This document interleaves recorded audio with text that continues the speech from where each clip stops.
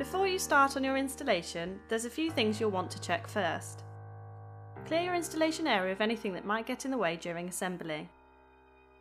For this building, we're putting it onto a raised wooden framework to help protect it from damp and insects. We would always recommend installing on a dry day with a minimum of 2 people. To erect this summer house, you'll need a screwdriver, a drill, a hammer, a tape measure, a rubber mallet, a ladder and a Stanley knife or cutting tool. Starting off by removing the transportation blocks from each of the panels with a few taps from a hammer. They're nailed in, so don't try to pry them off. It's best to lay out the doors first so that you can make sure that the hinges are level. Line the hinges up at equal distances at the top and bottom of the doors. Pre-drill through each of the screw holes before affixing the hinges with screws.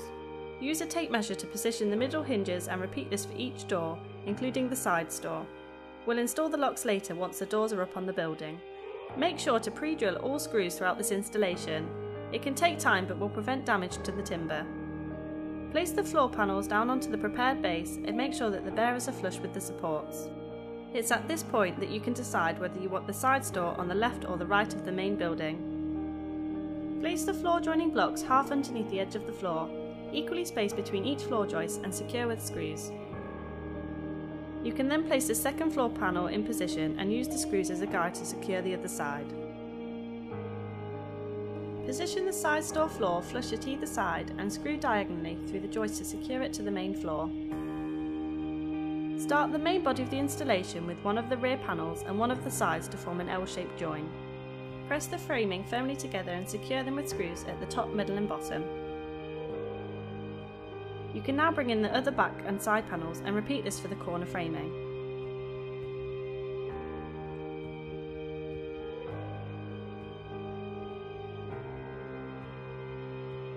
Adjoin the 2 back panels through the framework before moving on to the dividing wall.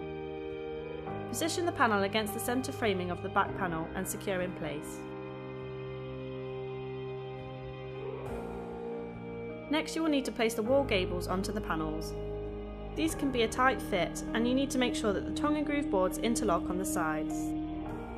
Use a mallet to tap these into place and secure with screws through the framing.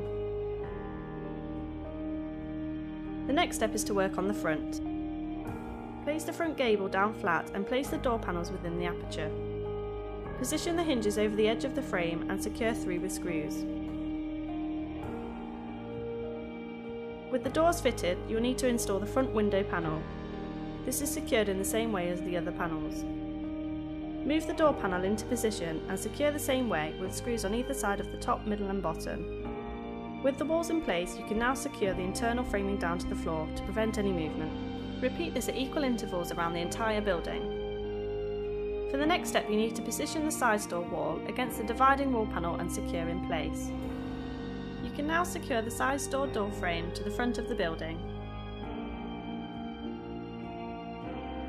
The final small wall gable needs to be fitted on top of the side door wall as before. Position the side door within the frame and secure the hinges in place. With all the walls in place, you can now position the veranda. Place the boards in front of the door panels, making sure that the 2 panels align and are flush with the edge of the building. Secure these using screws diagonally through the framing and into the door panel. Slide the roof panel up onto the gables until it reaches the front of the building, covering the side door and leaving an overhang at the front. Secure it in place through the board and into the framing of the gables below, along each edge, and repeat for the second panel. The roof strips need to be placed on the back of the building and positioned to close the gap where the roof meets the back panels. These should be flush with the edge of the roof and secured with screws. The roof framing also needs to be attached in the same way and made flush with the top of the roof board. With the felt, either measure the length of your roof with a tape measure, adding a few extra inches either end for overhang, or as we've done here, you can roll it out along the length of your building and cut to size. Use a Stanley knife or cutting tool to cut the felt for a nice clean finish. For this building, you will need 3 strips of equal length which will overlap to cover the roof. Start at the back of the roof and work forward to create an effective water runoff. Tack the felt along the length of the roof to secure it in position and then evenly along the sides. Repeat this for the other 2 strips of felt, overlapping the previous piece each time. You can now place the roof undercover in position. We found it easiest to position it in place and then mark it with a pencil to align the framing before securing with screws.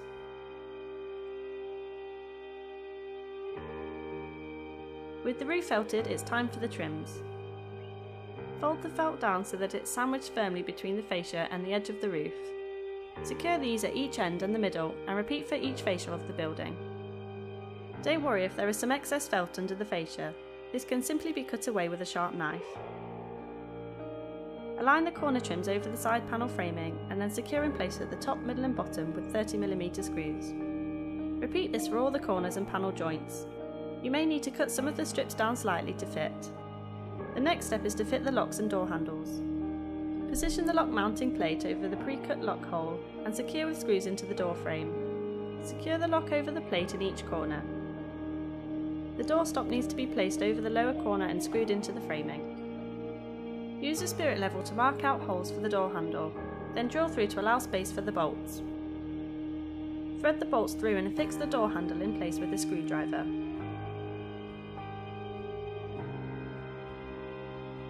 Place the door lock into the pre-cut recess and thread the handlebar through the mechanism.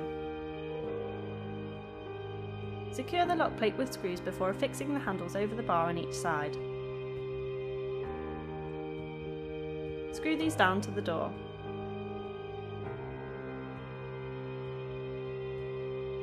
Affix a bolt at the top and bottom of each door before drilling a bolt hole into the framing to secure the lock.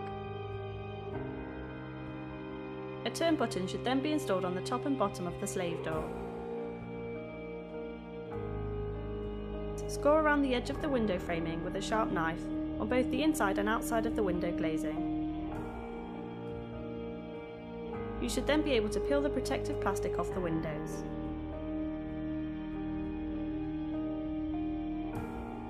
Now that your summer house is installed, you'll want to treat it with a good quality timber preservative to keep it protected throughout the year. For more installations, please check out the other videos on our channel or visit waltons.co.uk.